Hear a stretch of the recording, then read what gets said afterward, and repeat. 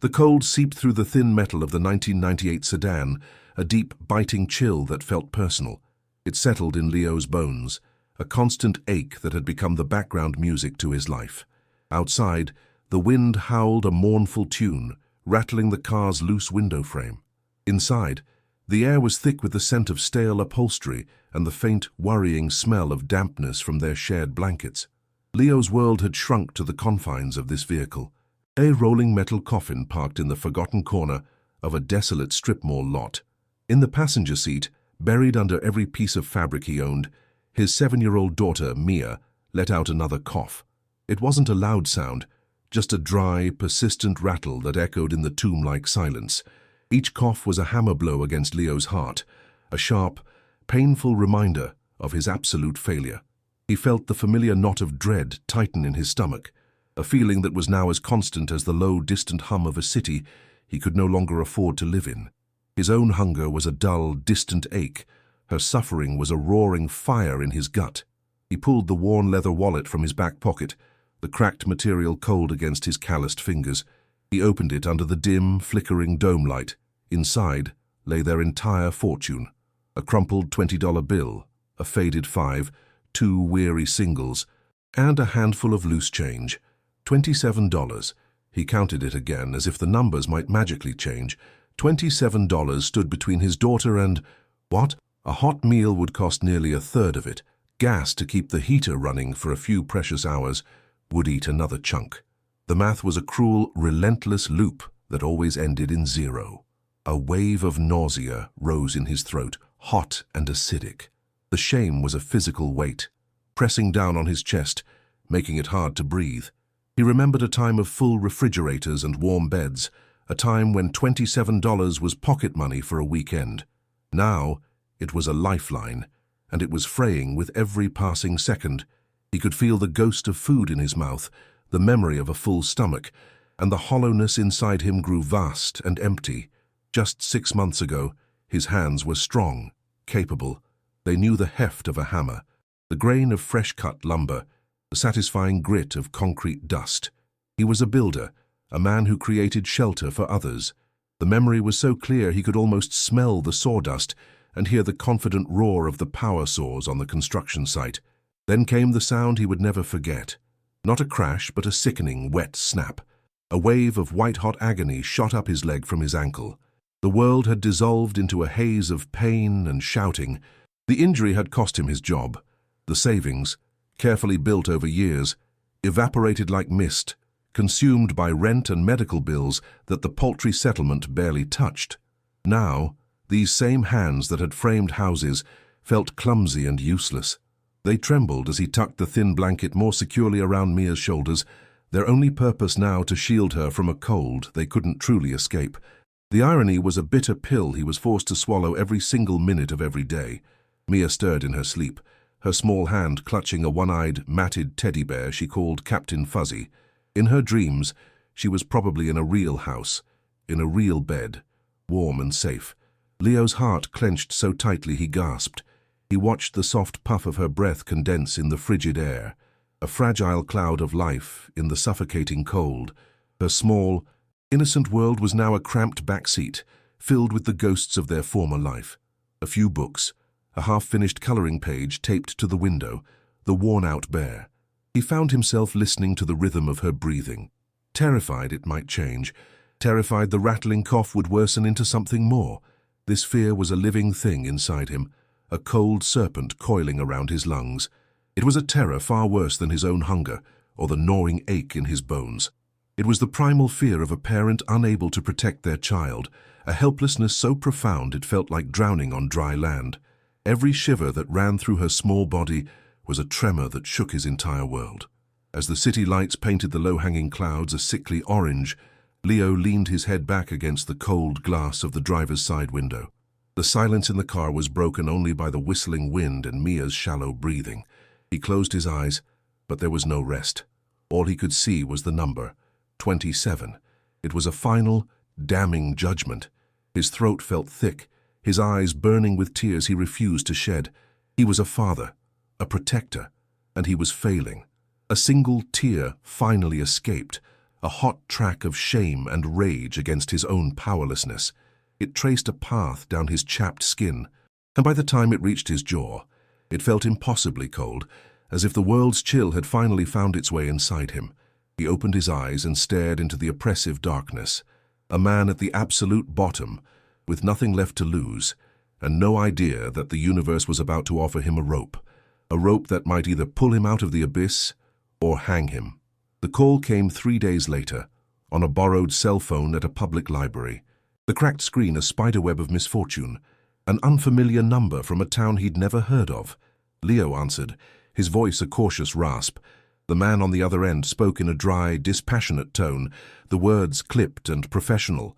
He introduced himself as a lawyer, an executor of an estate belonging to a woman named Ilara, Leo's great-aunt. The name was a phantom, a whisper from a childhood he could barely recall. The lawyer's voice droned on, a river of legal jargon that Leo struggled to follow, his mind still clouded by hunger and the relentless cold. He felt a detached curiosity, a vague sense of unreality, as if he were listening to a story about someone else. The librarian shot him a stern look, and he hunched over, cupping his hand around the phone, the smell of old paper and dust filling his nostrils. The lawyer paused, a beat of silence that stretched for an eternity, before delivering the core of the message, a single sentence that hung in the stale library air like a ghost. His great-aunt Ilara had passed away. She had no other living relatives. Leo was her sole heir. The words didn't register at first. Heir to what? A box of old photographs, a chipped teacup, the lawyer clarified, his voice betraying a hint of impatience. She had left him her only asset, a rural house and the land it sat on. A house. The word echoed in the cavern of Leo's mind, ricocheting off walls of despair and exhaustion. A house. 4 walls. A roof. A place where Mia wouldn't have to sleep, curled in the back seat of a car. A flicker of something he hadn't felt in months, hope, ignited in his chest. A tiny, fragile flame. He felt a sudden dizziness, a lightness in his head, and he gripped the edge of the library carrel to steady himself. The lawyer added a crucial detail.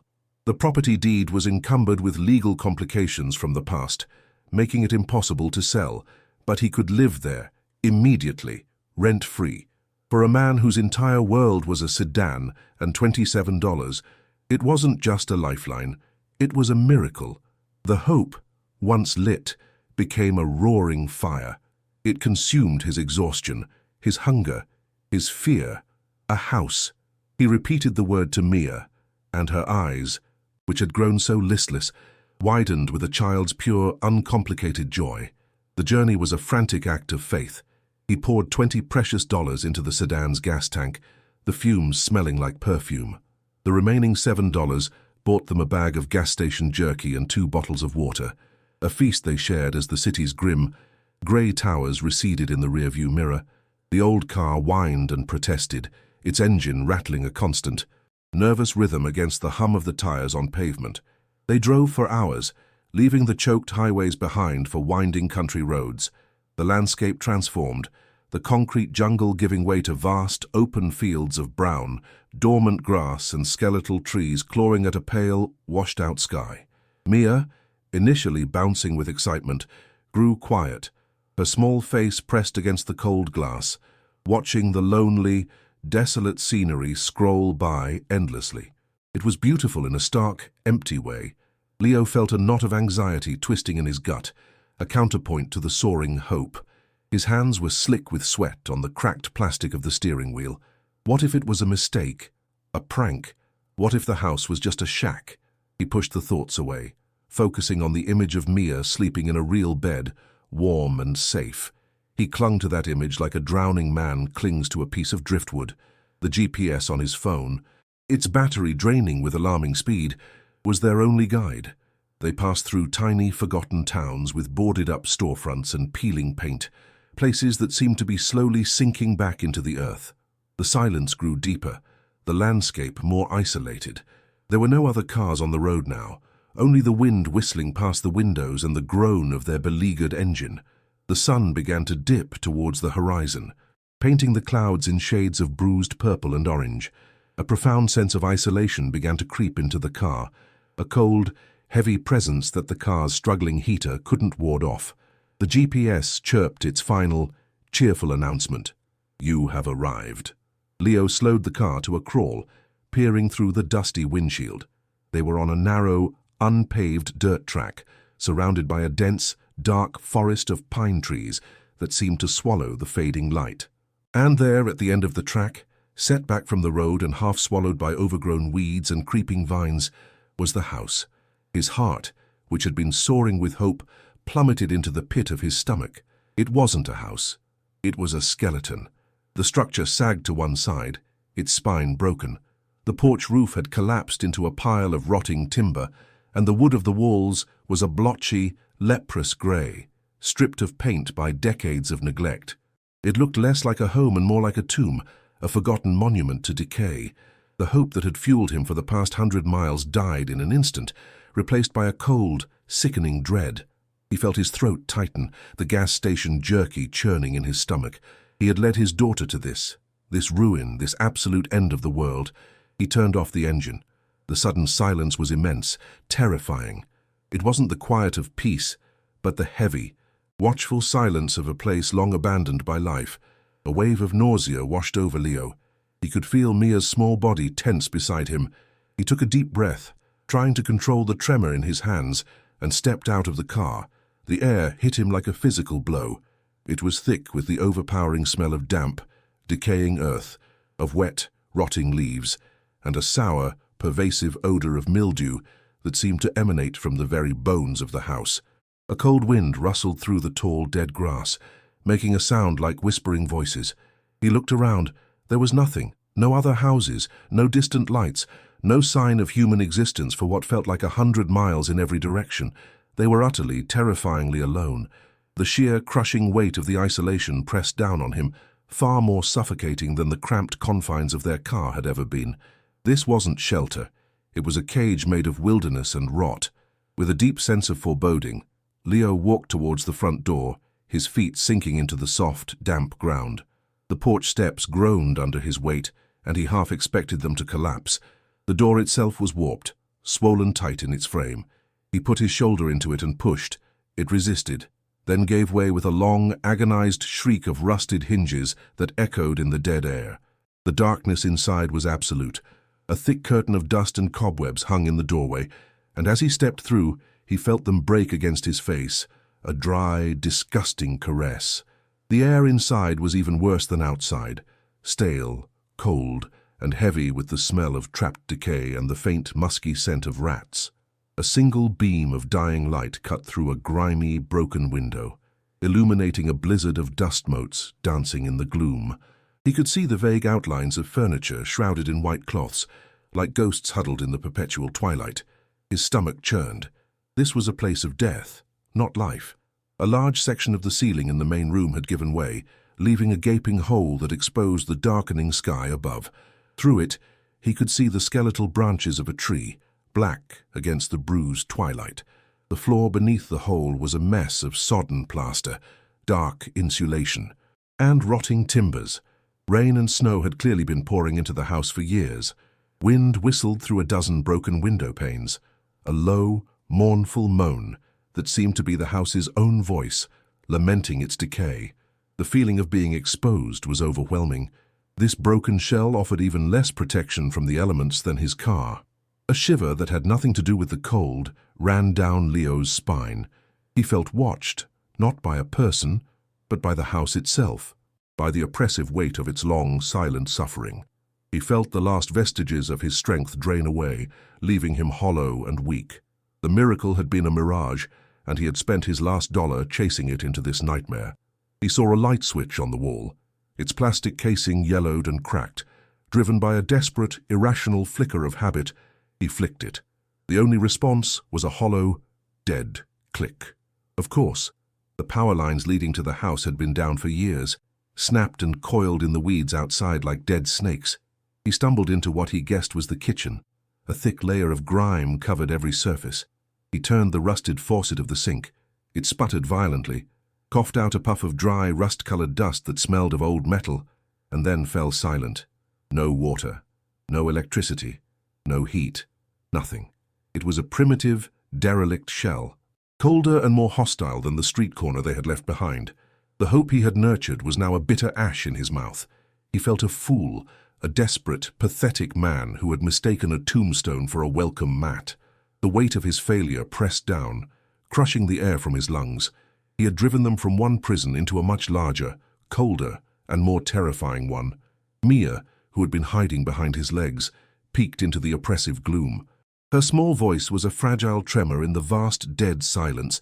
"Daddy," she whispered, her hand clutching his jeans so tightly her knuckles were white. "I'm scared." The simple, honest words shattered what was left of his composure. He looked down at her small, pale face, her eyes wide with a terror that mirrored his own. Her cough returned, a dry, hacking sound that was brutally loud in the stillness of the ruined house. He knelt and pulled her into a hug, but his own body was trembling.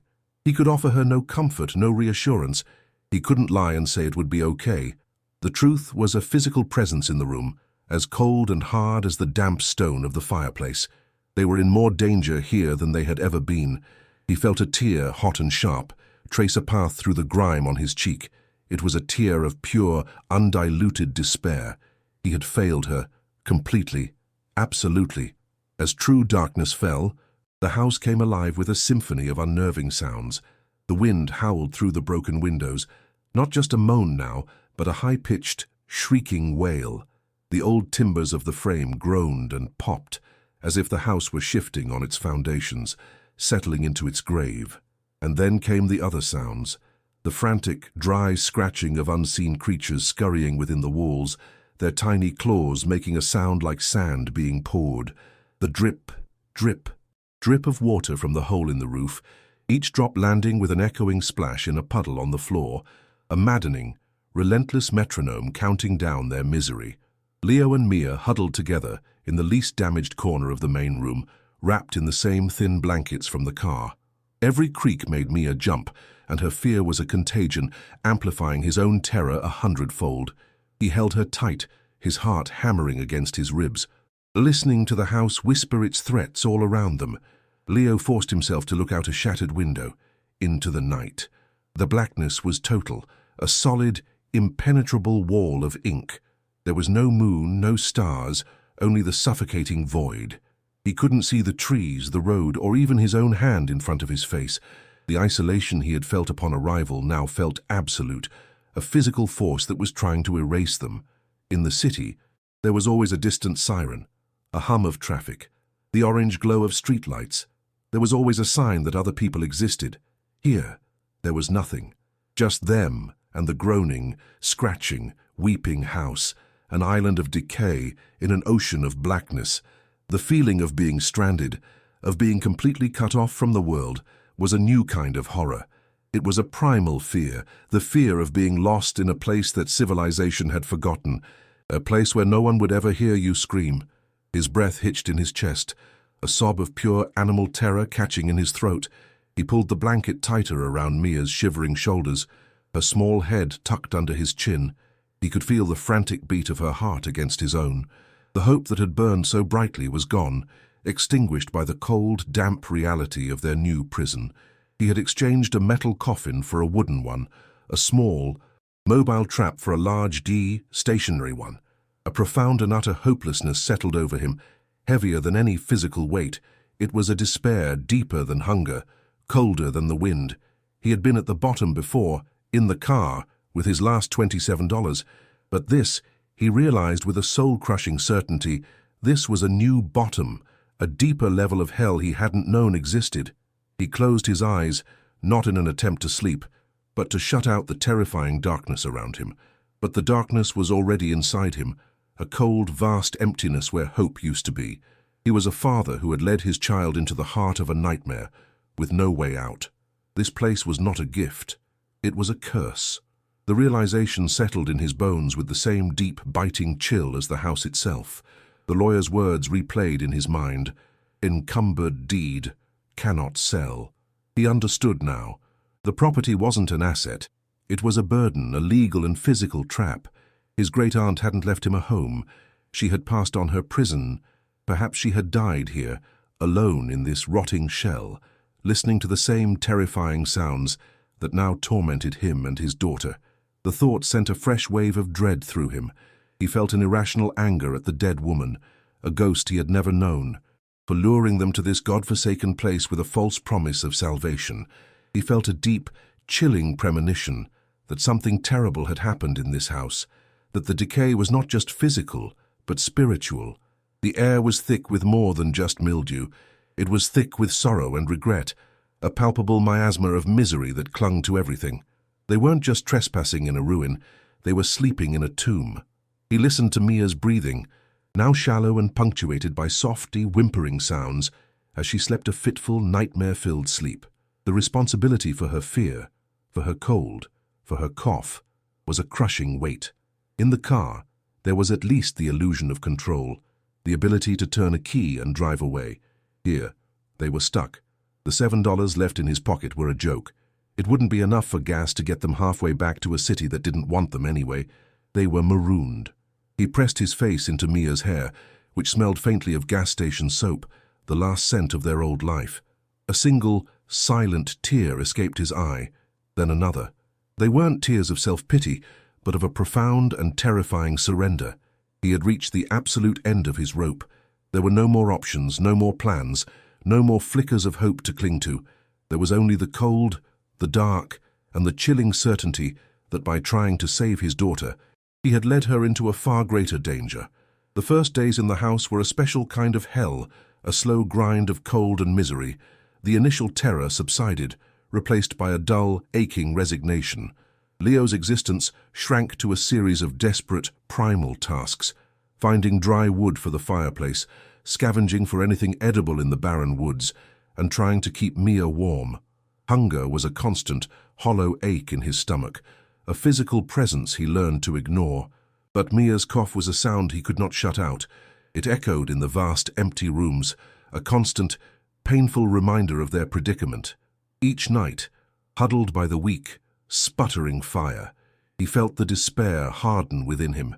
It was no longer a frantic panic, but a cold, heavy stone in his gut. He knew that if they were to survive, this ruin couldn't just be a shelter. He had to force it to become a home, no matter how broken. He had to fight back. His first target was the room he had designated for Mia. It was small, and the roof above it was mostly intact, but a vicious, icy draft snaked up from a section of rotting floorboards near the wall. It was this draft, he was sure, that was feeding her persistent cough, stealing the warmth from the small fires he managed to build. He felt a surge of grim determination, the first real spark of agency he'd felt since they arrived. He would fix it. He would tear out the rot and seal the hole.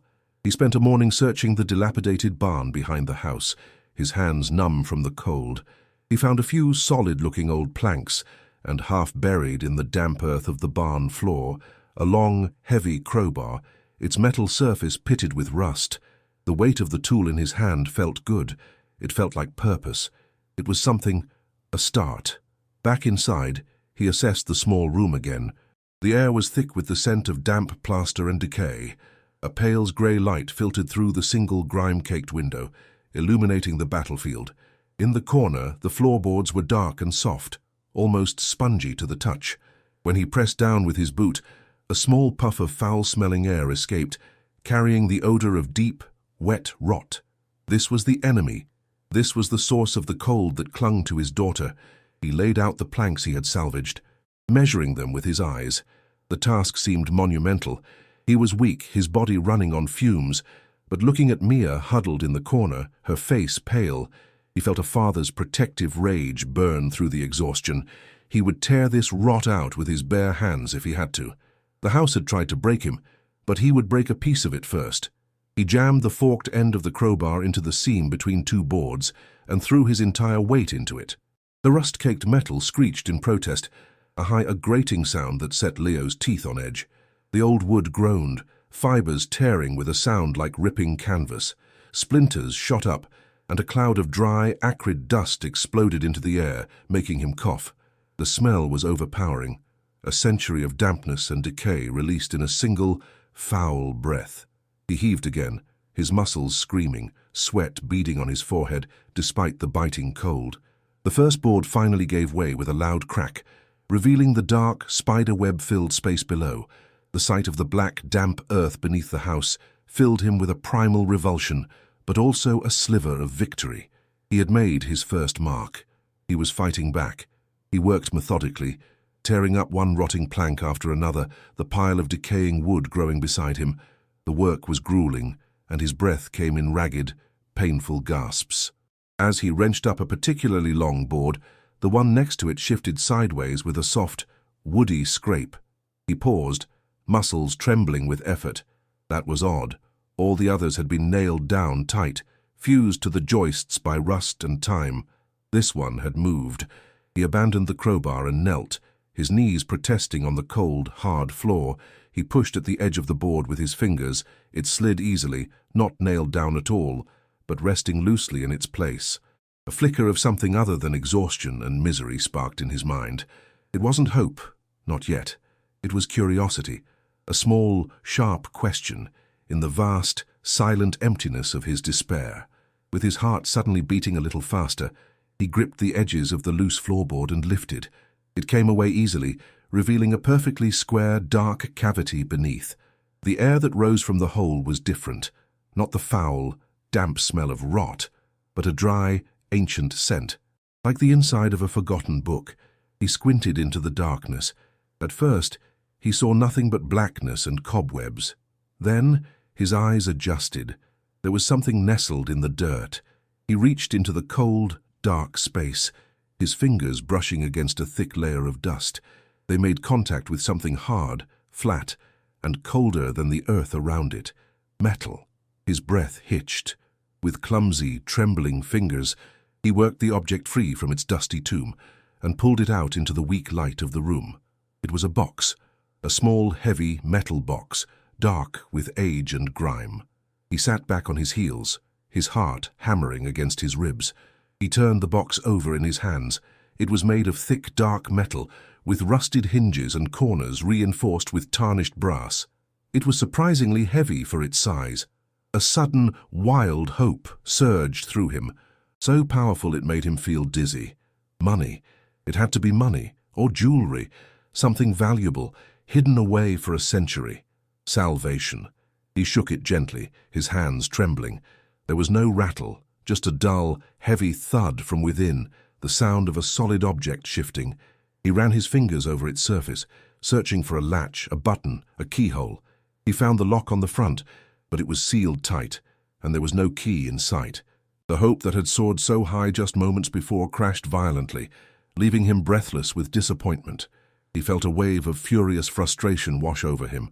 To be so close, to hold a potential miracle in his hands, but to be denied access. It was a cruelty beyond measure. He almost threw the box against the wall. Instead, he forced himself to take a breath, the dusty air catching in his throat. Maybe the key was nearby. He plunged his hand back into the dark. Dusty cavity under the floor, his fingers sifting desperately through the dry dirt and debris. Nothing. He was about to give up when his fingertips brushed against something small and sharp. He carefully dug around it, his pulse thrumming in his ears. He pulled it out. It wasn't a nail or a piece of glass, it was a key. It was ornate, its head shaped like a stylized bird, but it was coated in the same deep, reddish-brown rust as the crowbar. The key, a frantic, desperate energy surged through him. He scrambled to his feet, holding the key and the box like sacred relics. This was it. The solution. He felt a hysterical laugh bubble up in his throat. Of course, the key would be hidden with the box. He knelt again, his hands shaking so much he could barely align the key with the lock. He pushed. It wouldn't go in. He tried again, forcing it, but the shape was wrong. The key was ornate and complex, while the lock on the box was a simple, small slit. They didn't belong together. A cold dread began to seep back into him, extinguishing the fire of his hope. He sat there for a long time, the useless key in one hand and the locked box in the other, the profound silence of the house pressing in on him once more. The universe was playing a joke on him, a vicious, soul-crushing joke. The next 2 days were a blur of obsessive frustration. The box and the key became the focal point of his world. He neglected his search for firewood, his gnawing hunger forgotten. He sat for hours, staring at the two objects, turning them over and over as if the secret to their union would magically reveal itself. He tried to pick the lock with a thin piece of wire he'd found, his fingers growing raw and clumsy with failure. He took the crowbar to the box's hinges, but the blows just echoed uselessly in the empty house.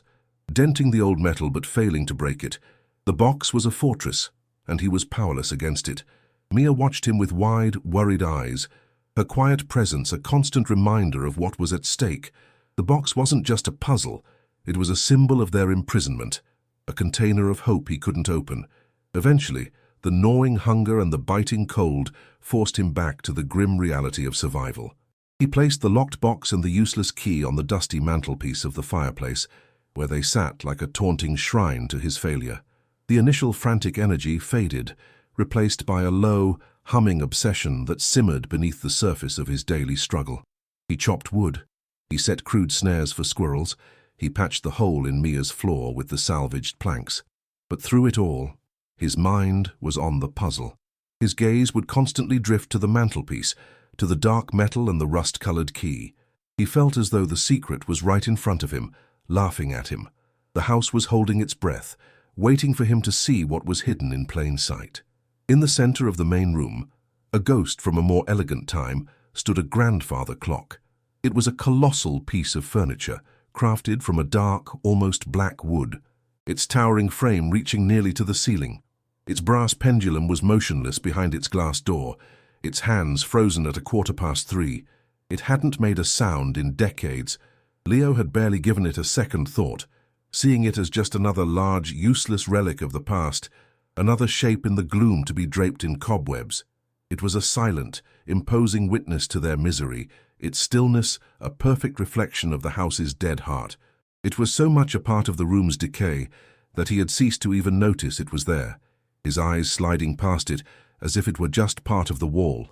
One evening, the fire was burning low, casting long, dancing shadows that made the room feel alive and menacing. Mia was asleep, her breathing a soft, steady rhythm in the quiet. Leo sat on the floor, his back against the cold stone of the hearth, lost in a haze of exhaustion and hunger. His eyes, unfocused, drifted around the room. They settled on the grandfather clock. He had looked at it 100 times, but tonight, something was different. Perhaps it was the way the flickering firelight caught the edges of the wood, highlighting details he'd never seen before.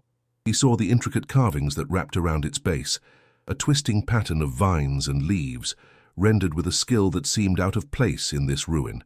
He felt a strange pull, a silent invitation from the towering, silent object. Slowly, as if in a trance, he got to his feet and walked towards the clock. He ran his hand over the dusty wood, his fingers tracing the deeply carved lines of the vines. The wood was cold and smooth beneath a thick layer of grime. He followed the pattern as it snaked around the side of the clock, his movements slow and deliberate. His mind was empty, his actions driven by an instinct he didn't understand. His fingers drifted from the side panel to the back, an area flush against the wall, a place of dust and shadows that no one would ever have a reason to look. His fingertips brushed against something that wasn't wood. It was a small, cold circle of metal, recessed slightly into the surface, and in the center of that metal circle, his finger found a small, sharp-edged hole. His heart stopped. It didn't just beat faster. It stopped dead in his chest for a full second before exploding into a frantic, hammering rhythm. A keyhole. He fumbled in his pocket for his phone, his hands shaking. He turned on the weak flashlight and pointed it at the spot. There, almost invisible in the dark wood and thick dust, was a keyhole. It wasn't a simple slit like the one on the box. It was ornate, with the same distinct, stylized bird shape as the rusty key on the mantelpiece. An electric jolt shot through him, a feeling of such intense, disbelieving shock that he felt his knees buckle. It was impossible. It made no sense.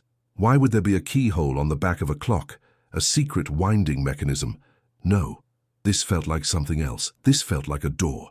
With his heart pounding in his throat, he scrambled to the mantelpiece. The key felt impossibly heavy in his trembling hand. He returned to the clock, the beam of his phone's flashlight shaking, casting frantic circles on the wall. He took a deep, shuddering breath, trying to steady his hand. The air in the room felt thick, charged with anticipation. He could hear the blood roaring in his ears, a sound that drowned out the whistling wind. He pushed the key into the hidden hole. It slid in with a smooth, satisfying precision, a perfect, snug fit. It felt like it had been waiting for him. He paused, his fingers wrapped around the bird-shaped head of the key, his mind racing. This was it, the answer, the end of the joke. He held his breath and turned the key. There was no resistance, no sound of a winding spring or grinding gears. For a moment, he felt a familiar, sickening pang of disappointment. But then, from deep within the wall itself, came a sound, a soft but distinct, mechanical click. The sound was sharp, definitive, and shockingly loud in the profound silence of the house. It was the sound of a lock disengaging, of a secret being opened. Leo froze, listening, his entire body rigid with tension. The click echoed for a moment, and then faded, leaving a silence that was even heavier and more expectant than before. He stared at the wall behind the clock, his breath held tight in his chest, waiting. Nothing happened. The disappointment hit him like a physical blow. It was just a click, maybe a broken mechanism, a final, cruel trick. He was about to pull the key out when he heard another sound, a low, deep groan. It wasn't the house settling, it was the sound of old wood moving against old wood. He watched, mesmerized, as a vertical line appeared in the floral-patterned wallpaper of the wall behind the clock. The line widened into a dark crack. A rectangular section of the wall, a panel cleverly disguised to be invisible, was slowly, silently swinging inward, pushed open by some hidden, ancient counterweight. It opened just enough to reveal a dark, square opening into the wall, a black void that seemed to have been waiting there for a century. A gust of air rushed out from the hidden compartment, and Leo recoiled. It was an exhale from the past, an air so old and dry it felt alien. It carried the scent of deep, undisturbed dust, of dry, rotting paper, and a faint, sharp, metallic tang that he couldn't place. His hand, still holding his phone, was shaking uncontrollably. He took a hesitant step forward, his heart pounding a frantic rhythm against his ribs. He was terrified. A primal part of his brain was screaming at him to run, to leave this place and its secrets behind. But the hope, the desperate, unkillable hope he had been nurturing, pushed him forward. He leaned in, pointing the weak, flickering beam of his phone's flashlight into the suffocating darkness of the void. For a second, the light seemed to be swallowed by the blackness. Then it found purchase. It reflected off something, and then something else, and then 100 more things. The weak beam of light was scattered into 1,000 tiny points of brilliance, a shower of golden sparks that glittered in the dark. Leo let out a strangled gasp, a sound that was half sob, half scream. He felt his knees give way, and he had to brace himself against the clock to keep from collapsing. The light was shining on the unmistakable, warm, buttery, impossible gleam of gold. It wasn't a trick of the light. It wasn't a dream. It was real. His mind, starved and exhausted, simply refused to process the image, to accept the reality of what he was seeing. He reached a trembling hand into the compartment, his fingers passing through a thick curtain of ancient cobwebs. The space was filled with several large, coarse canvas bags, the kind used for grain or mail. One of them had rotted through at the corner, spilling a portion of its contents onto the dusty wooden floor of the hidden shelf. Gold coins. They weren't just a few scattered pieces. They formed a small, gleaming pile, a river of gold that shone with a brilliant intensity in the weak light. There were coins of all sizes, stamped with faces and symbols he didn't recognize. He felt a wave of vertigo, a profound sense of unreality. This couldn't be happening. Fortunes like this didn't exist. Not in the real world, and certainly not for him. His fingers, numb and clumsy, closed around one of the coins. It was heavy in his palm, its weight a shocking, undeniable proof of its reality. The metal was cool to the touch. He pulled out one of the canvas bags. The weight was staggering. It took all his strength to drag it to the edge of the opening, and there were more. At least 3 other bags, just as full, were packed tightly into the space. And that wasn't all. Pushed to one side, bound neatly with rotting string, were several thick rectangular bundles. He pulled one out. Stacks of old paper currency, the bills faded and fragile, but still clearly preserved. It was a fortune beyond his wildest, most desperate imaginings. It was a king's ransom, hidden in the wall of a dead house. His mind was a maelstrom of shock, disbelief, and overwhelming relief. He felt laughter and tears welling up inside him at the same time. This was it, the end of the nightmare. They were safe. Mia was safe. He could buy food, a car, a real house. He could give her back the life that had been stolen from them. His hands, shaking uncontrollably, were moving through the treasure, touching the bags, the stacks of money, as if to confirm they wouldn't vanish. As he shifted a bundle of currency, his fingers brushed against something else tucked at the very bottom of the compartment, hidden beneath everything else. It wasn't the rough texture of canvas or the crispness of old paper. It was smooth and cool, leather. He carefully pulled the object out from under the weight of the gold. It was a book, a thick, heavy, leather-bound diary, its cover worn smooth with time. A simple brass clasp, green with age, held it shut. There was no title on the cover, no name, no markings of any kind.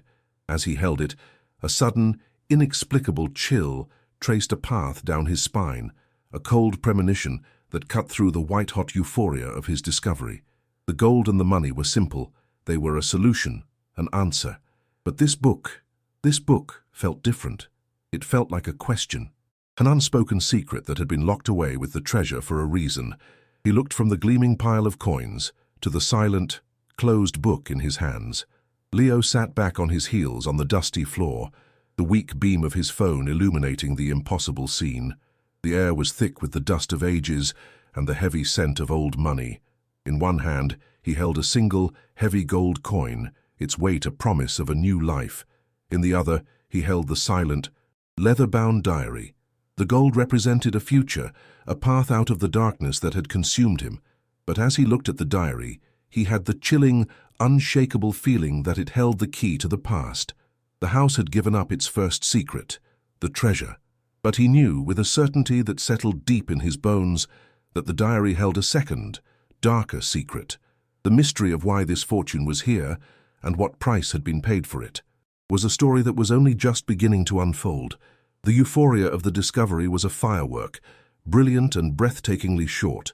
It faded almost instantly, leaving behind a cold, dark afterimage. Leo sat on the floor, the heavy gold coin in one hand, the cold leather of the diary in the other. A profound sense of dread, cold and rational, settled over him, extinguishing the last embers of his frantic joy. The treasure was too much, too perfect. It was a fairy tale ending found in a house built of nightmares. His gaze fell upon the silent, closed book. The gold was an answer to his prayers, a future free from hunger and cold. But the diary, he knew with a chilling certainty, held the reason those prayers were being answered. It contained the price. He felt the rough, worn leather under his fingers, the book seeming to pulse with the weight of its secrets. The crackling of the fire in the hearth was the only sound. He had to know. With a trembling hand, he unhooked the small brass clasp. It snapped open with a sharp click that echoed in the vast, waiting silence of the room. He opened the book to the first page. The paper was brittle, yellowed with age, and gave off a dry, dusty scent, like forgotten flowers pressed between the pages. The handwriting was elegant, a looping, feminine script written in ink that had faded from black to a watery grey. The first entry was dated over 40 years ago. "He brought it home tonight," it began, the words almost vibrating with a contained tremor. "Bags of it. A fortune built on whispers and fear. He calls it an investment, a precaution. I call it blood money. I cannot touch it. I cannot look at it without seeing the faces of the people in town, the terror in their eyes as they pretend everything is normal. The weight of this gold is the weight of 1,000 silent screams." Leo's stomach plunged. He felt the coin in his hand suddenly grow hot, searing his skin with a guilt that wasn't his. The dazzling light of the gold had been extinguished, replaced by a dark, ugly stain. He felt a wave of nausea. He was not holding salvation. He was holding a curse. He read on, his fingers, grimy with dust and soot, carefully turning the fragile pages. Ilara's diary painted a chilling portrait of life under the military dictatorship. She wrote not of politics, but of the atmosphere of suffocating fear. She described the sudden silences in the town square when a military jeep rolled past the way neighbors stopped speaking in the street, the curtains that were always drawn. She wrote of her husband, Colonel Alves, a man who moved through this terror with an unnerving calm, his uniform a shield of untouchable power. Leo could almost hear the sounds Ilara described, the nightly rumble of engines on the distant highway, the sharp bark of commands in the dark, the way the house's timbers seemed to hold their breath whenever her husband returned late, smelling of cigar smoke and something else, a cold, metallic scent she couldn't name. Leo's own heart hammered in his chest, the past reaching out from the faded ink to grip him in its cold embrace. The full monstrous truth of the scheme unfurled over several pages, each sentence a blow. Colonel Alves, using his position of power, had created a grim business. He targeted families of known political dissidents, professors, artists, labor organizers, people who knew their time was running out. He offered them a way out. For a price, he promised to use his connections to smuggle them and their children safely across the border. Desperate, with no one else to trust, they came to the house in the dead of night. They brought him their entire lives packed into suitcases and boxes. Ilara wrote of watching from a darkened window as a teacher, a man who had taught her to love poetry, handed over a canvas bag heavy with his family's gold heirlooms. Leo looked over at the bags he had pulled from the wall, his stomach churning violently. They weren't bags of grain or mail. They were coffins. Coffins filled with the last hopes of doomed families who had trusted the wrong man. The betrayal was the coldest part of the story. In the weeks that followed, Ilara would ask her husband if he had heard from the families, if they had arrived safely. He would just smile, a thin, cruel slash across his face. "They made their choice," he would say, his voice devoid of any emotion. "They won't be bothering anyone anymore." Then the whispers started. Rumors of a shallow mass grave discovered by hunters in the forested hills miles away. Stories of bodies pulled from the river downstream, their features erased by the water. Ilara wrote of a night she woke up screaming, the connection finally solidifying in her mind with the force of a physical impact. He hadn't smuggled them anywhere. He had simply taken their money, led them into a trap, and turned them over to the death squads. The gold wasn't just blood money, it was payment for murder. Leo felt a chill so profound it seemed to freeze the marrow in his bones. The house itself suddenly felt colder, heavier, saturated with this ancient crime. Years passed. The dictatorship fell. The colonel, insulated by his past connections, retired quietly, but the shadow of his deeds haunted him. He died of a sudden, massive heart attack in the very room where Leo now sat. A small, dark justice that Ilara recorded with chilling neutrality. It was 2 years after his death that she stumbled upon the secret. While trying to move the heavy grandfather clock to dust behind it, she accidentally triggered the mechanism. The panel swung open, revealing the hoard he had told her was long gone. Her diary entry from that day was a single, sprawling, chaotic paragraph of horror and self-loathing. The sight of the gold, the stolen lives it represented, broke something inside her. She understood then that her husband had never told her where the money was because he trusted no one, not even her. A wave of empathy for the lonely, terrified woman washed over Leo, a shared moment of horror across the decades. Ilara's final years, chronicled in the diary's last entries, were a portrait of a woman imprisoned by her inheritance. She was too terrified to go to the new authorities, fearing that the colonel's powerful friends still lurked in the shadows, and too consumed by guilt to ever spend a single coin. So she left the treasure sealed in the wall, a festering secret at the heart of her home, living out her days as a recluse in the decaying house, slowly being consumed by the rot that mirrored the one in her soul. She became a ghost in her own life, haunted by the fortune she guarded. The very last pages of the diary were not prose, but a list, a neat column of 24 names, the families of the disappeared: Martinez, Silva, Costa. Leo whispered a few of them into the silent room, the names feeling sacred and heavy on his tongue. They were no longer abstractions, they were people, and he was standing in the middle of their tomb. Dawn began to break, filtering through the grime on the windows in weak, grey streaks. Leo hadn't moved all night. The fire had died, leaving a pile of cold, white ash, and the room was now colder than it had been outside. The euphoria, the hope, the relief, it had all curdled into a thick, poisonous dread. He looked at the gleaming pile of gold coins, and all he could see was the faces of the families from the diary, their eyes wide with a hope that had been brutally betrayed. This wasn't a fortune, it was evidence. It wasn't a ticket to a new life. It was a shackle binding him to this dark, bloody history. He looked over at Mia, curled under the thin blanket, her chest rising and falling in the steady rhythm of innocent sleep. A new kind of fear, sharp and fiercely protective, seized him. He hadn't just stumbled upon a treasure, he had stumbled into a crime scene, and the killers might still be out there. Suddenly, a sound cut through the morning silence. It was sharp, alien. The crunch of tires rolling slowly over the gravel of the dirt track leading to the house. It wasn't the groan of old wood or the whistle of the wind. It was the sound of the modern world intruding. Leo's heart slammed against his ribs, and a bolt of pure, cold adrenaline shot through him. No one came here. The lawyer had said the place was forgotten, isolated. His mind raced. Who could it be? A lost traveler, a curious local, or something worse? His instincts screamed at him. He scrambled on the floor, his hands clumsy with panic. Shoving the heavy canvas bags back into the dark compartment, he grabbed the diary and the scattered coins, his breath catching in his throat. He had to hide it. Now. He couldn't let anyone see it. Not until he knew who was coming for them.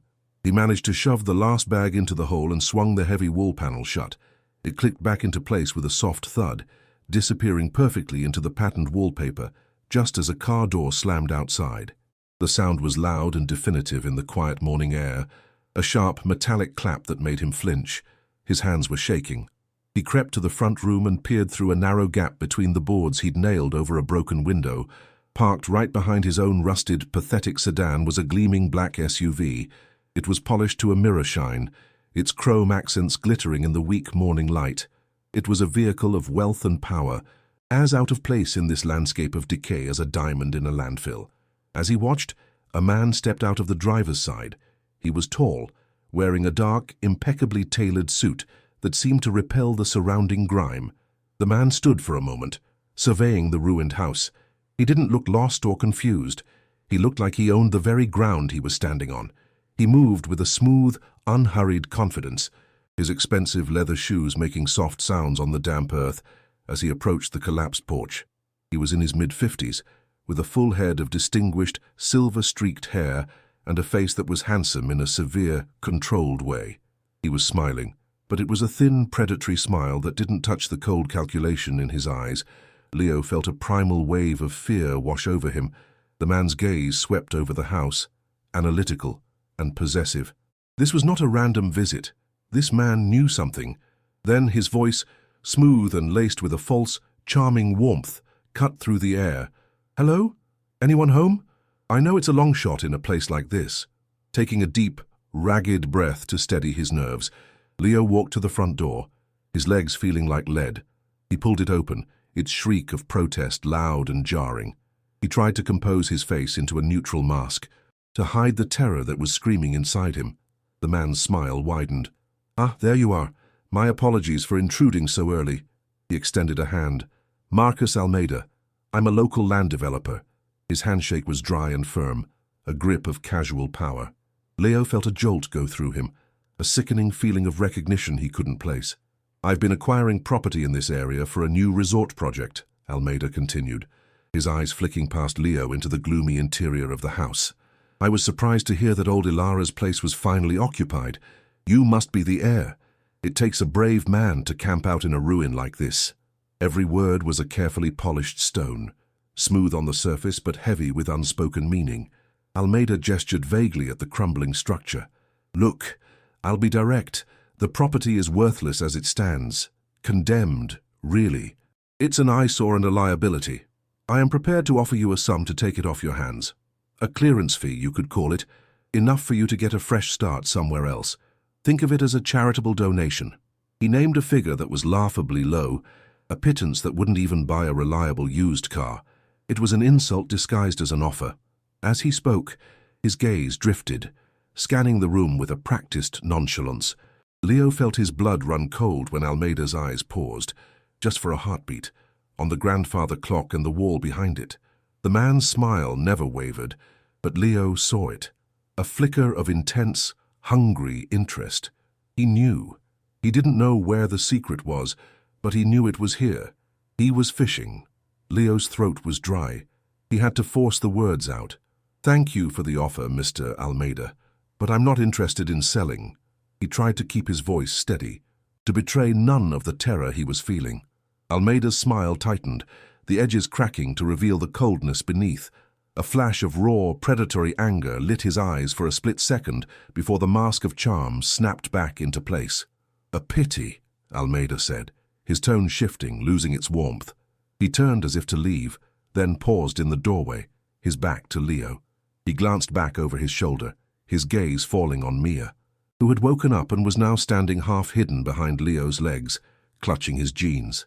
"You have a lovely daughter," Almeida said, his voice dropping to a low, intimate purr that was far more threatening than a shout. A real shame if something were to happen in a place like this. The charm was gone now, replaced by a chillingly direct menace. Almeida's eyes, cold and dark, locked onto Leo's. "Old houses," he continued, his voice soft, almost conversational. "They can be so unstable. Unfortunate accidents happen all the time. Faulty wiring causes fires. Old timbers give way. Roofs collapse." He looked pointedly at the gaping hole in Leo's ceiling, then back down at Mia's small, frightened face. "It's especially dangerous when there's a child present. It would be a tragedy." The threat hung in the cold morning air, as clear and sharp as a shard of broken glass. He wasn't suggesting an accident. He was promising one. Leo felt frozen, trapped in the man's cold reptilian stare, the protective fury for his daughter warring with a paralyzing fear. This was him. This was the monster from the diary. He knew it with absolute certainty.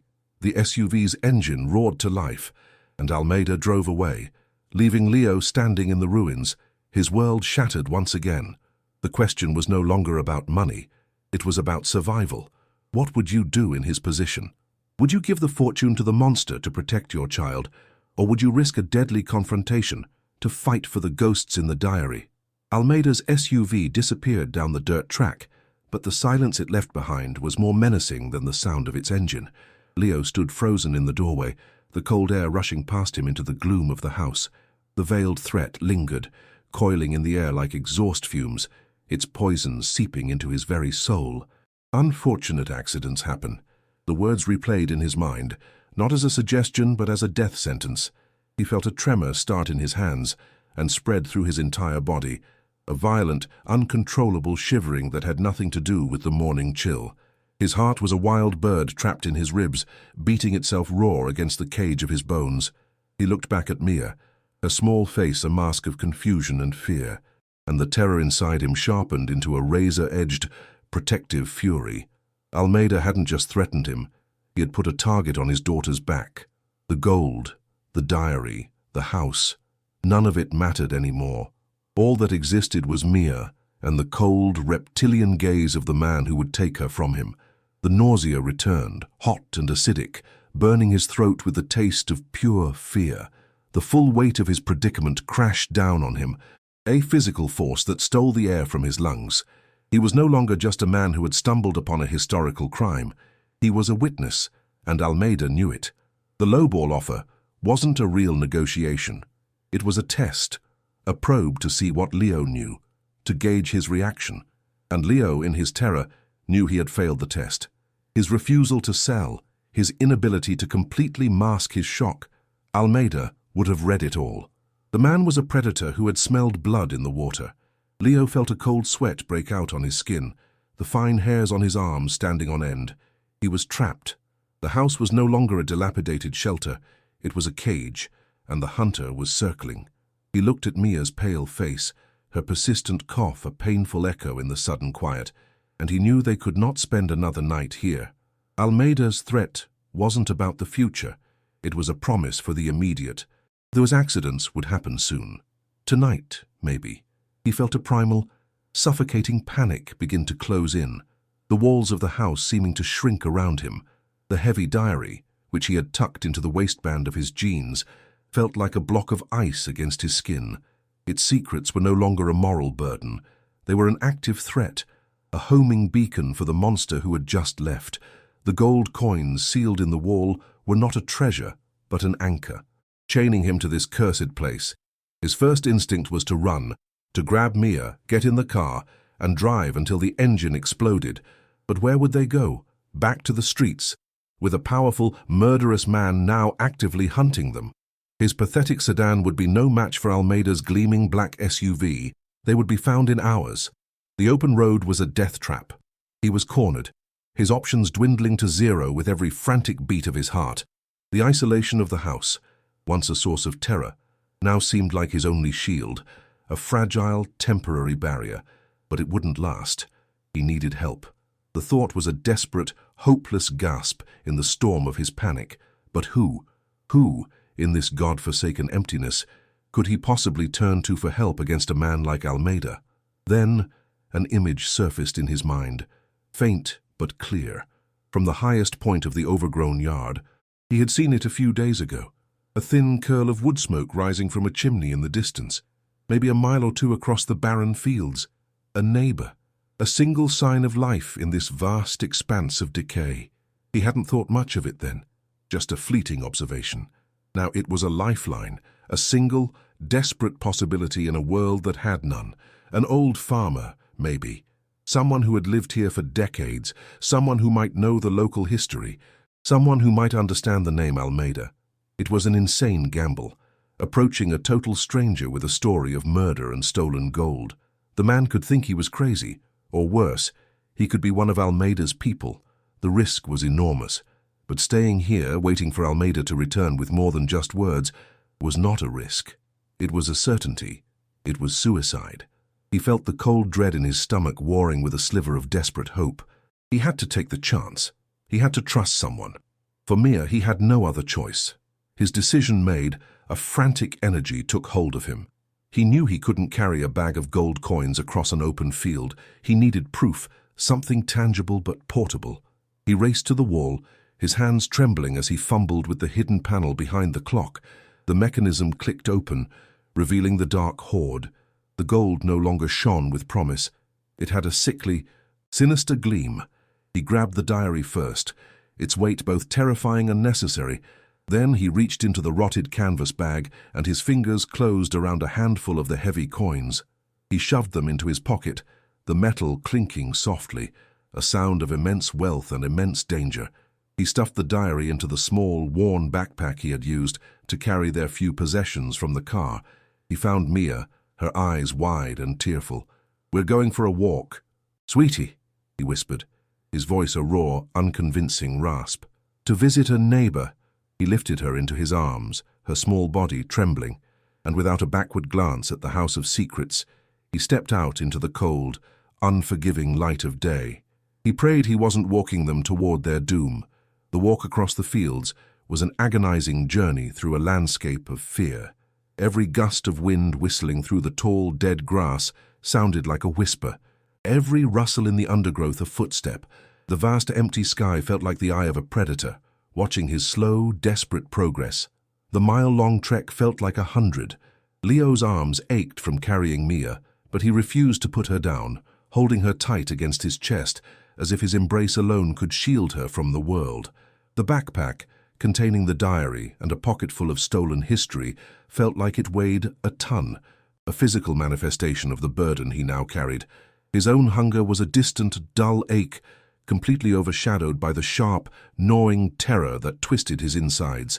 He kept glancing back over his shoulder, his heart leaping into his throat at the sight of a bird taking flight, or the shadow of a cloud passing over the sun. He felt exposed, vulnerable, a tiny figure crawling across a vast, empty canvas, praying the painter was not a monster. The distant curl of smoke was his only compass, a fragile pillar of hope in a world of horizontal dread.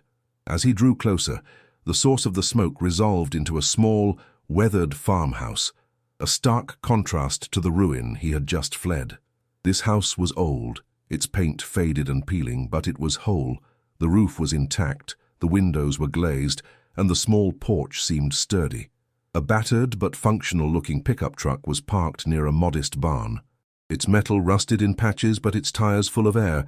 The place radiated a sense of quiet endurance, of a long, solitary life lived with simple, practical purpose. It was not a place of wealth, but it was a place of life. The smell in the air changed from the damp rot of his great-aunt's property to the rich, earthy scents of manure, hay, and tilled soil. He could hear the lowing of a cow from the barn, a sound so normal, so mundane, it was almost jarring. He paused at the edge of the property, his heart hammering against his ribs. This was the point of no return. He took a deep, shuddering breath, shifted Mia's weight in his arms, and walked towards the front door, his boots crunching on the gravel path. Before he could even reach the porch steps, the front door opened. An old man stood silhouetted in the doorway, holding a heavy porcelain coffee mug. He was wiry and stooped, his frame seemingly carved from old, tough wood. His face was a roadmap of deep wrinkles, his skin tanned and leathery from a lifetime under the sun. A pair of sharp, intelligent blue eyes peered out from under the brim of a worn-out baseball cap, assessing Leo with a cautious, unblinking stare. He held a half-smoked, hand-rolled cigarette in the corner of his mouth, its smoke curling up past his weathered face. He didn't speak, just stood there, waiting, his presence radiating a profound, unmovable stillness. He was like a tree that had grown in that spot for 100 years, and Leo was a strange wind blowing in from a storm. The silence stretched, thick with unspoken questions. Leo felt his own frantic energy dissipate in the face of the old man's quiet appraisal, leaving him feeling exposed and foolish. He cleared his throat, the sound ridiculously loud in the country quiet. The old man just took a slow sip of his coffee. The words tumbled out of Leo, a frantic, disjointed torrent of fear and desperation. He couldn't structure it, couldn't make it a coherent story. He just opened his mouth and let the terror pour out. My name is Leo. That's Ilara's place. My great-aunt. I have her diary.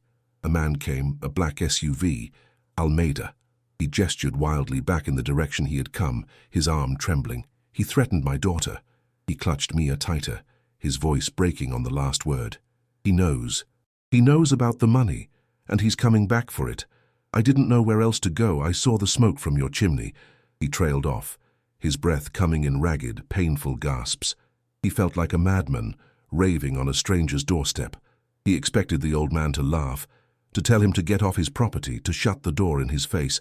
He half expected to see the glint of a shotgun barrel appearing from behind the doorframe. Instead, the old man's expression didn't change, but something flickered in his sharp blue eyes at the mention of one name, Almeida. It wasn't surprise or confusion, it was something else, a dark, ancient recognition. The old man, Mr. Silvera, held his gaze for a long moment, the silence stretching until Leo felt his skin crawl. Then, without a word, Silvera stepped back from the door and gestured with his head for them to come inside. The invitation was grudging, cautious, but it was an invitation nonetheless. A wave of relief so powerful it made Leo's knees weak washed over him. He stumbled into the small house, his eyes taking a moment to adjust to the dim interior. The house was small and sparsely furnished, but it was immaculately clean. The air inside was warm and smelled of strong black coffee, wood smoke, and old books. A simple wooden table and 2 chairs sat in the center of the main room, and a worn-out armchair was positioned near a cast-iron stove that radiated a comforting, steady heat. It was the antithesis of Ilara's house.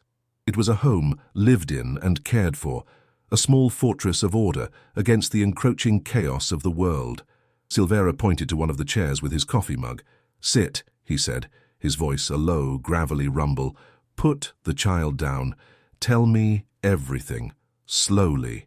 Leo sat, his body trembling with exhaustion and relief. He gently placed Mia on the floor, where she immediately curled up near the warmth of the stove, her fear-filled eyes watching the old man. Leo unslung the backpack and placed it on the table between them. His hands were shaking so badly he could barely work the zipper.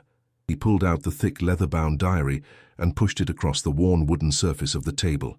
"It's all in here," Leo whispered, his throat raw. "Her name was Ilara. Her husband was a colonel. He stole a fortune from families he was supposed to be helping. Then he had them killed." The words felt obscene, spoken aloud in this quiet, peaceful room. "Almeida came this morning. He knows the money is here. He pretended he wanted to buy the land, but he knew. He threatened Mia." He finally looked up, meeting the old man's piercing gaze, his own eyes pleading for belief, for help, for anything. "I don't know what to do. He's going to come back and kill us. The finality of the statement hung in the warm air, a cold, hard stone of truth.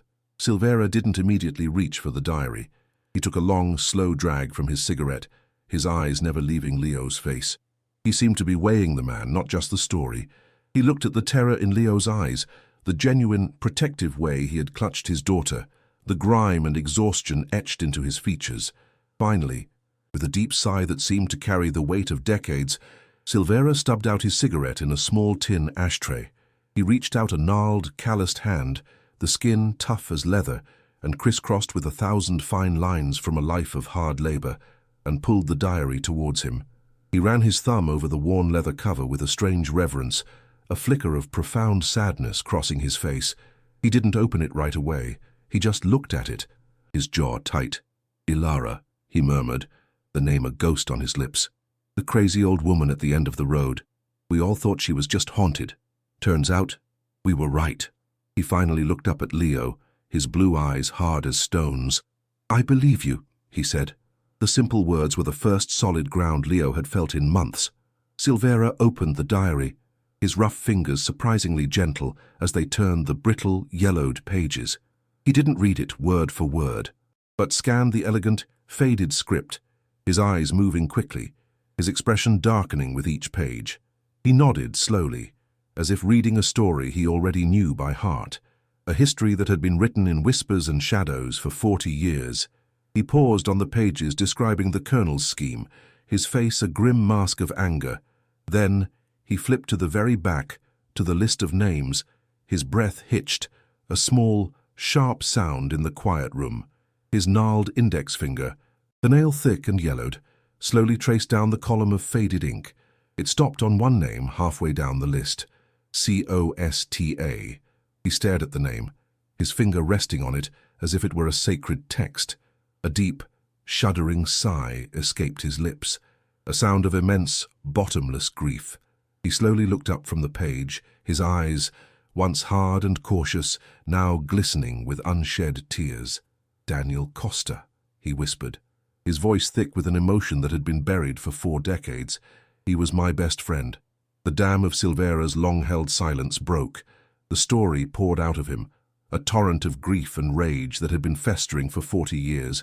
He spoke of Daniel Costa, a schoolteacher with a passion for botany and a laugh that could make the sourest person smile.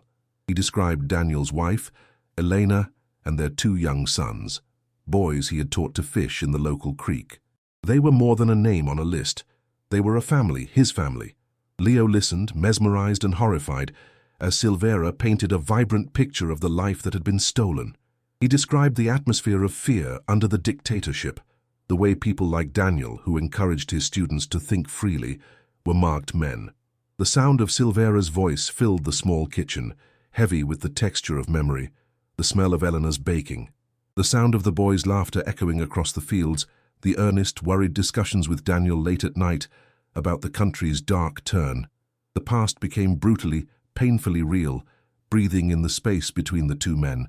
It was a ghost story told by the last person left who remembered the ghosts when they were still people. Silvera's voice dropped to a conspiratorial whisper as he recounted the night the Costas left. Daniel had come to him, his face pale with a desperate hope. He'd told Silvera about the plan, about the well-connected colonel who had promised to get them out, to smuggle them to a new life. Daniel had sold his small farm, liquidated every asset, gathered every heirloom, converting his entire life into a bag of gold and cash for the colonel. Silvera had begged him not to do it, a cold feeling of dread in his gut. It felt too easy, too good to be true. "Don't trust them." "Daniel," he remembered pleading. But Daniel was a father, terrified for his sons.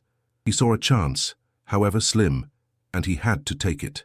Silvera described his last memory of his friend, standing in the darkness, handing over a heavy canvas bag to a figure who had come to collect it, his face illuminated for a brief moment in the spill of a car's headlights.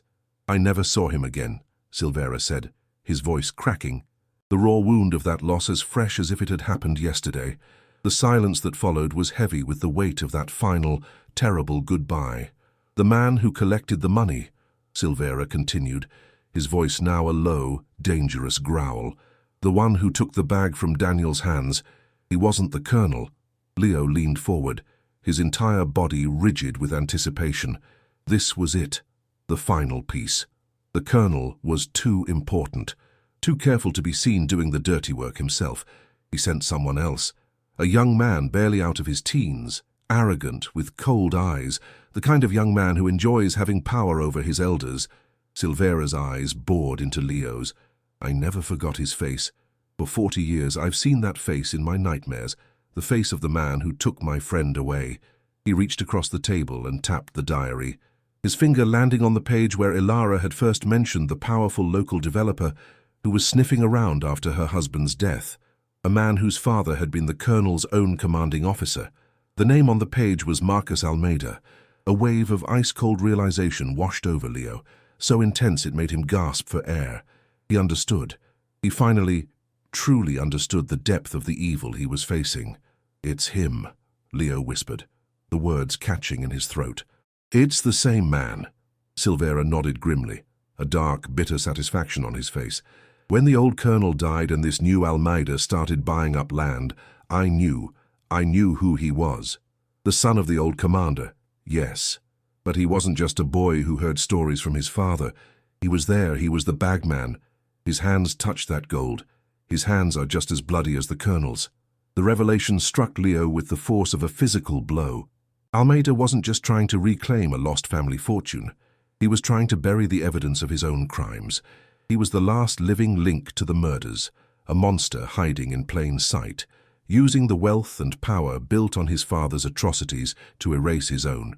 The puzzle was complete, its final image one of pure, unadulterated evil. The charm, the suit, the polite threats, it was all a facade, a thin veneer over a history of theft and murder. He was a ghoul, trying to dig up the bones of his past to ensure they stayed buried forever. Leo's mind reeled, the pieces of the puzzle locking into place with terrifying clarity. Almeida's impatience, his immediate escalation from a lowball offer to a direct threat. It all made sense now. He wasn't just greedy, he was desperate. Leo's presence in the house, a direct descendant of Ilara, was a loose end he could not tolerate. The diary was a confession, and Silvera was an eyewitness. Together, they had the power to destroy him. A new fear, colder and more rational than the blind panic he'd felt before, settled in Leo's stomach. Almeida wouldn't just send thugs to scare him, he would send them to eliminate the problem permanently. They weren't just in danger of being robbed, they were in danger of becoming the final names on the colonel's list of the disappeared. The small, warm kitchen, which had felt like a sanctuary moments before, now felt like the temporary calm in the eye of a hurricane. The storm was coming, and it was coming for them. He looked at Mia, sleeping peacefully by the stove, and a father's resolve, hard as steel, solidified within him. He would not let that monster win. Silvera seemed to read his thoughts. The old farmer's face was grim, his eyes narrowed with a strategic intensity. The grief that had softened his features was gone, replaced by the hardened resolve of a man who had waited 40 years for a fight. "He won't wait long," Silvera said, his voice a low, urgent rumble. "Now that he knows someone is in the house, he'll act tonight. He can't risk you going to the police. He'll send his men to get that diary and that gold, and they won't leave any witnesses." The old man's words confirmed Leo's deepest fears, but hearing them spoken aloud by this quiet, resolute man also gave them a strange, grounding reality. This was not a nightmare he could wake up from. This was a tactical problem that required a tactical solution. "You cannot go back there to stay," Silvera continued, his gaze intense. "But you must go back. You need the proof. Not just the diary. You need a piece of the crime itself. Go back, get a sample of the gold, enough to be tested, to be traced. Then you get your daughter, and you come back here." Immediately. The old man stood up and walked to a small, dusty cupboard. He returned with a cheap, plastic-wrapped object, a burner phone. "No signal out here for your fancy phones," he grunted, tossing it onto the table. "This one works. Barely. It's got one number in it. A lawyer in the capital. She specializes in this filth. She owes me a favor." He then walked to a corner of the room and returned with an old, double-barreled shotgun, which he began to clean with practiced and efficient movements, the metallic scrape and click of the mechanism filling the room. The message was clear. Silvera was not a man of idle talk. He was preparing for war. Go now, he ordered, not looking up from his task. Pack a bag, the diary, the gold, something warm for the girl. Prepare an escape route from the back of the house. Don't use the front door. Be ready to run the second you hear a car. Don't be a hero. Be a father. Now go. The command, sharp and absolute, cut through Leo's remaining fear, leaving only a cold, clear sense of purpose. He nodded, his throat too tight to speak. The return to Ilara's house was the most terrifying journey of Leo's life. The short walk across the fields now felt like crossing a minefield, each step fraught with peril. The house, when it came into view, no longer looked merely derelict. It looked malevolent. It was a baited trap. And he was walking right back into it. The air was cold, and the sun was beginning to dip below the horizon, painting the sky in angry shades of orange and purple. The encroaching shadows seemed to be reaching for the house, eager to swallow it in darkness. He slipped inside through the back, the silence of the interior a living, breathing entity that pressed in on him. Every creak of the floorboards was a footstep, every gust of wind a whisper. He moved with a desperate stealth, his heart pounding a frantic rhythm against his ribs. He felt like a ghost, haunting the scene of a future crime, his own murder. His only goal was to grab what he needed and get Mia out before the true monsters arrived. The house was no longer a prison. It was the battlefield, and the battle was about to begin. He worked with frantic, silent speed. First, he went back to the hidden compartment, his hands shaking as he pulled out one of the heavy canvas bags.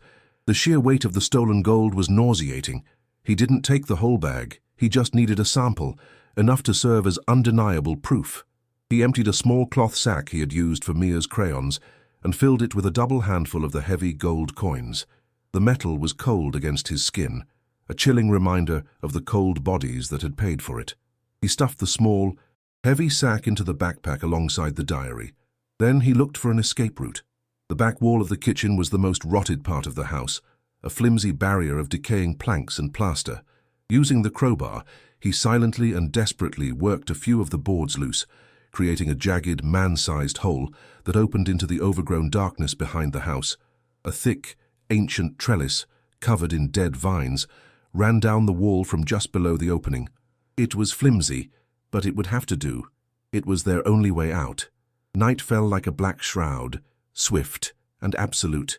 Leo and Mia, huddled in the small room he had tried to repair, the single backpack with their salvation and their damnation sitting between them. He didn't dare light a fire. The light would be a beacon. The darkness was total, the cold intense. Mia was quiet, her earlier fear having subsided into a weary, silent understanding that something was terribly wrong. She clutched her one-eyed bear, Captain Fuzzy, her small anchor in a sea of terror. Leo held her hand, his thumb stroking her knuckles. He listened. The house was alive with its usual groans and creaks, but now his ears were tuned to a different frequency. He was listening for the sound of an engine, the crunch of tires on gravel, the sound of the end arriving. The waiting was an agony, a slow-motion torture that stretched each second into an eternity. He strained to hear over the frantic beating of his own heart, his every nerve ending screaming in anticipation. The silence itself became a form of torture, a long, drawn-out breath before a final, terrible scream. Then he heard it, faint at first, a low rumble, distinct from the wind. It grew steadily louder. A car, a heavy engine, moving too fast down the unpaved track. Leo's heart seized in his chest. A pair of brilliant white headlights swept across the yard, their beams cutting through the gaps in the boarded-up windows, slashing across the room in a brief, terrifying instant of illumination. The vehicle skidded to a stop right in front of the house, its engine cut abruptly. The silence that followed was even more terrifying. A moment of absolute stillness. Then, 2 car doors slammed shut, the sound like gunshots in the dead of night. Heavy footsteps crunched on the gravel, moving with a confident, menacing purpose toward the house. There were at least 2 of them. A rough voice barked a command, the words muffled, but the tone thick with brutal intent. "Check the back. He's in here somewhere. Almeida wants the book and the gold, and he wants it quiet." Leo felt the blood drain from his face. It was happening. It was real. A thunderous crash shattered the night as the front door kicked in with tremendous force, splintered and flew inward, slamming against the far wall. The sound was a violent explosion of wood and rusted metal. "Leo!" a voice bellowed into the darkness, a rough, gravelly shout that echoed through the ruined house. "We know you're in here. Don't make this difficult. The boss just wants what belongs to him." Heavy, booted footsteps began to move through the main room, the sound of them kicking over furniture, smashing what little was left. They were not searching, they were destroying. Leo's blood ran cold. This wasn't a negotiation. He grabbed the backpack, his movements jerky with adrenaline. He scooped Mia into his arms.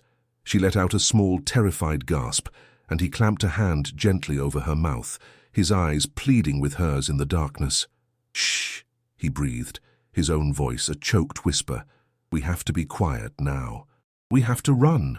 The footsteps were getting closer, a heavy, deliberate thudding that was counting down the last seconds of their lives.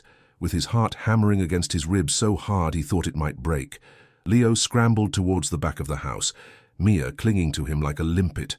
The thugs were now in the main hall, their flashlights cutting sharp, frantic beams through the oppressive darkness.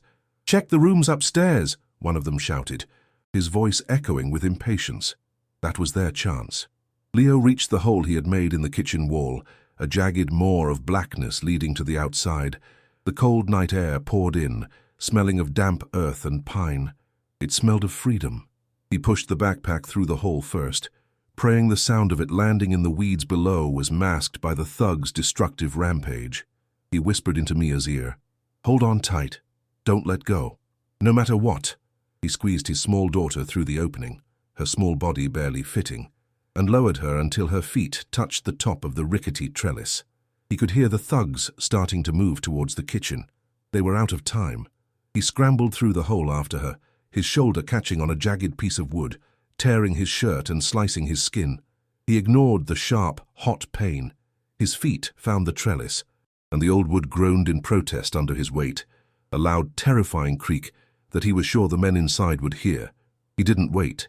He grabbed Mia and half slid, half climbed down the ancient lattice of vines, the rough wood and dead thorns tearing at his hands, sending a shower of rotten wood and debris to the ground below. They landed in a heap in the overgrown bushes at the base of the wall, the impact jarring his already screaming ankle. He didn't pause. He grabbed the backpack, hoisted Mia onto his hip, and plunged into the absolute inky blackness of the woods behind the house. A shout erupted from the house behind them, followed by a beam of a flashlight sweeping wildly out of the hole in the wall. They had been seen. "There he is, he's heading for the woods." The chase was on.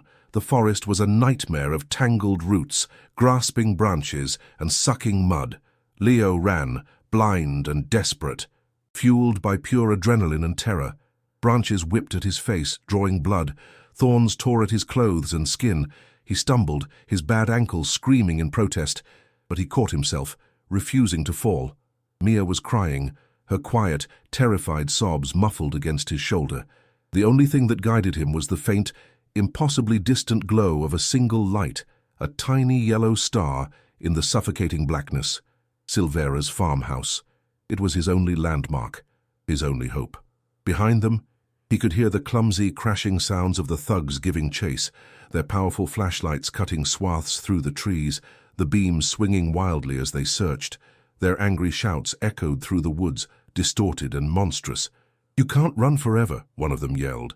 It was a race for his life, a desperate, frantic scramble through the dark, with the monsters closing in behind and a single, flickering light of salvation ahead. Leo burst through the tree line, collapsing onto the damp earth at the edge of Silvera's property. His lungs burned, his ankles screamed in white-hot agony, and the terror of the chase was a physical sickness in his gut. He held Mia so tightly she whimpered, his entire body shaking with the aftershocks of their flight. Silvera was already at the door, shotgun in hand, his face a grim, stony mask. He pulled them inside, his movement swift and economical, and slammed the heavy oak door shut, throwing the bolt with a loud, definitive thud. The sound was a final, declarative period on their desperate escape. Silvera moved to the window, peering into the darkness. After a long moment, they heard the distant, angry roar of the thugs' car speeding away, its sound fading into the vast, indifferent silence of the countryside. They were safe. For now. Silvera turned from the window, his expression unreadable. and picked up the small black burner phone from the table. The local threat was over. The real war was about to begin. Silvera punched the single button on the burner phone, his gnarled thumb sure and steady. He held it to his ear, the silence in the small kitchen amplifying the frantic pounding of Leo's heart. "Sophia," Silvera said, his voice a low, urgent rumble that carried no trace of panic, only grim purpose. "It's Silvera, from the Costa case." There was a pause, the crackle of the line the only sound. "It's real. The Colonel's fortune. I have his wife's diary. I have an eyewitness to the threat, and they came for him tonight." He listened, his jaw tight. "They're safe with me. But Almeida knows." He nodded slowly, listening to the tinny voice on the other end. "Understood. We won't move. We won't speak to anyone." He ended the call, placing the phone back on the table with a quiet finality. "Help is coming," he said, his gaze meeting Leo's. "Not the local police. The feds. From the capital. She says to stay quiet and wait for her signal." A new kind of fear settled over Leo, the fear of vast, powerful forces being set into motion. The hours before dawn stretched into an eternity, a long, dark tunnel of suffocating tension. Silvera, a silent sentinel, sat by the front window, the shotgun resting across his lap, his gaze fixed on the dirt track leading to the house. The comforting warmth from the wood stove did little to dispel the chilling dread that filled the small room. Leo, his adrenaline finally fading, felt the full weight of his exhaustion crash down on him. He cleaned the deep scratches on his face and arms with a damp cloth, each sting a fresh reminder of their desperate flight through the thorns and darkness. Mia had finally cried herself into a fitful sleep on a makeshift bed of blankets near the fire, her small hand still clutching her one-eyed bear, as if it were the only anchor in her storm-tossed world. Leo watched the slow rise and fall of her chest, a fragile rhythm of life he had almost lost. He felt the cold, heavy weight of the gold coins and the diary in the backpack beside him, no longer a potential treasure, but a sacred, terrible burden. Just as the eastern sky began to bleed from black to a deep, bruised purple, two pairs of headlights appeared at the far end of the track. They moved with an unnerving silence, gliding over the rough terrain without a sound until they came to a stop in front of the farmhouse. These weren't the aggressive, blinding lights of Almeida's thugs. These were controlled, professional. Doors opened and closed with soft, muffled clicks. Figures emerged, dark silhouettes against the pre-dawn gloom, moving with the disciplined, silent efficiency of predators. They wore dark tactical uniforms emblazoned with the unmistakable insignia of the Policia Federal. This was a different kind of power, cold, methodical, and absolute. A woman in a dark, perfectly tailored suit detached herself from the group and walked to the door. She gave 3 soft, distinct knocks. Silvera opened the door, and the woman stepped inside. "Mr. Silvera, I'm Sophia Rice." Her presence filled the room, an aura of sharp intellect and unwavering authority that instantly dwarfed the simple farmhouse. Under the stark glare of the single bulb in Silvera's kitchen, the past was laid bare on the worn wooden table. Leo, his hands still trembling slightly, placed the leather-bound diary in the center. Its worn cover seemed to soak up the light, a black hole of history. Beside it, he poured the handful of gold coins he had taken. They made a soft, clinking music, a sound of ancient wealth and profound tragedy, their golden surfaces gleaming with a sinister light. Sophia Rice, the lawyer, pulled on a pair of thin latex gloves before picking up the diary. Her face was a mask of professional neutrality, but her eyes hardened as she scanned key passages, her sharp intake of breath the only sign of emotion. Silvera then delivered his testimony, his voice a low, steady monotone, as he recounted every detail of the night Daniel Costa vanished, his gaze fixed on a point in the middle distance, seeing a ghost from 40 years ago. Leo followed, his voice hoarse, detailing Almeida's visit and the undisguised threat. The story was now complete, a chain of evidence locking into place. The sun rose on a scene of stunning, clinical justice. As morning light spilled across the valley, a convoy of federal police vehicles swarmed the gates of Marcus Almeida's sprawling estate. The mansion, a monument of glass and steel built on a foundation of blood money, was breached with silent, overwhelming force. They found Almeida on his vast marble terrace, a cup of expensive coffee in hand, gazing out at the land he believed he owned. The charming smile he turned on the approaching officers faltered and then collapsed entirely as he saw the federal insignia and the cold, implacable look in their eyes. The click of the handcuffs was brutally loud in the morning quiet. Tipped off by the prosecutor's office, news crews, held back at the gate, captured the moment. The image of the powerful developer, his face a contorted mask of rage and utter disbelief, was broadcast live, miles away. In a luxury city apartment, his father, the old frail colonel, was also taken into custody, the ghosts of his past finally coming to collect their due in the bright light of day. The case exploded into the national consciousness. The colonel's gold became a symbol of a dark era's unhealed wounds. Ilara's diary, excerpted in every major newspaper, sent shockwaves through the country. Its intimate account of fear and complicity forcing a painful but necessary national conversation.